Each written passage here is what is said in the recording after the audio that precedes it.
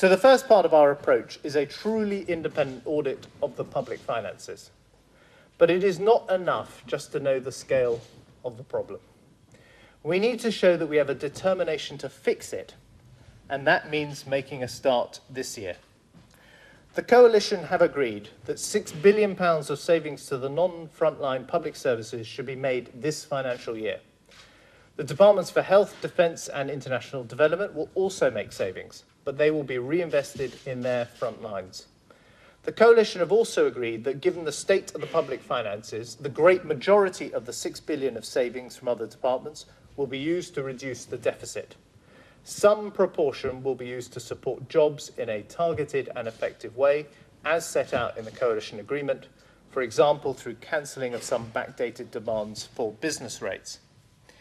It is the clear view of the Treasury and the Governor of the Bank of England that these are the necessary actions to ensure economic stability and secure the recovery.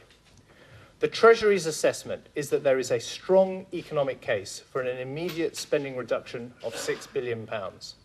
The Governor, when presenting his inflation report last week, said it was right for a new government to, in his words, put in place a serious plan to tackle the fiscal deficit and to make clear it was serious about it by doing some measures this year. He added that he did not, in his words, think £6 billion of cuts will dramatically change the outlook for growth this year, and it does reduce some of the downside risks. So we are in no doubt that this action is advisable. And the work that David Laws and I have already done in the Treasury has convinced us that it is also achievable without affecting the quality of key public services. By tackling wasteful spending now rather than later, we can demonstrate our commitment to tackle the deficit. We can help the independent central bank keep interest rates lower for longer. And we begin to turn the tide that is threatening our economy. David will in a moment take you through more of this in detail. But let me briefly explain how the process will work. The specific allocations of in-year savings will be announced a week today.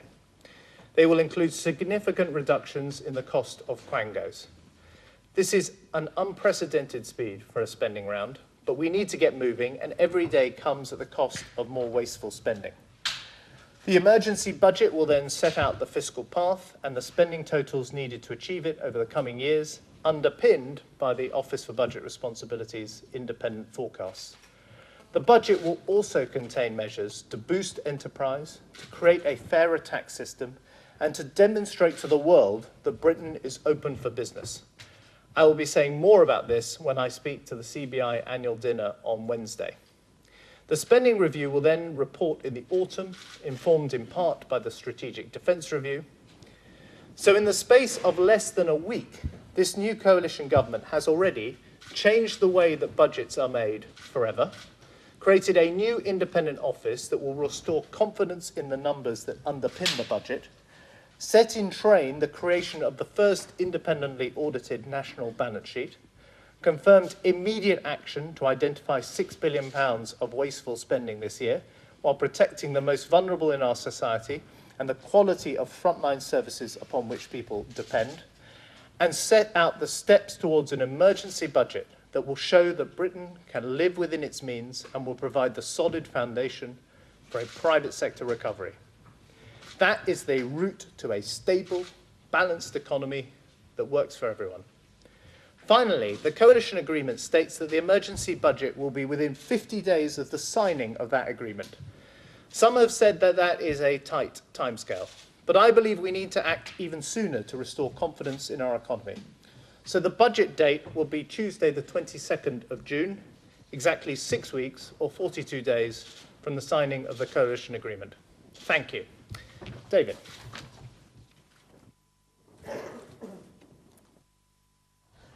George, thank you very much indeed. And as George has just said, it's a great privilege and a great honour to be here at the Treasury in what is always the engine room of any government, but which is ever more important at this time. The Treasury will be at the heart of the new coalition government, dealing with some of the most serious and urgent challenges which face us as a country. And I want there to be no doubt we have to get the economy moving again, and we've got to repair the public finances, as George has just explained. The task ahead of us is nothing short of colossal, and we will face that task not as Liberal Democrats or as Conservatives, but as a united front of Treasury ministers, putting the national interest first. George and I are united in our resolve to deal urgently and decisively with the unacceptable state of our public finances in this country. We are in agreement that it's both possible and necessary to start taking action this year. And as set out in our coalition agreement, the government's aim is for a faster reduction in the deficit than present plans, with most of the burden falling on reduced spending rather than on higher taxes.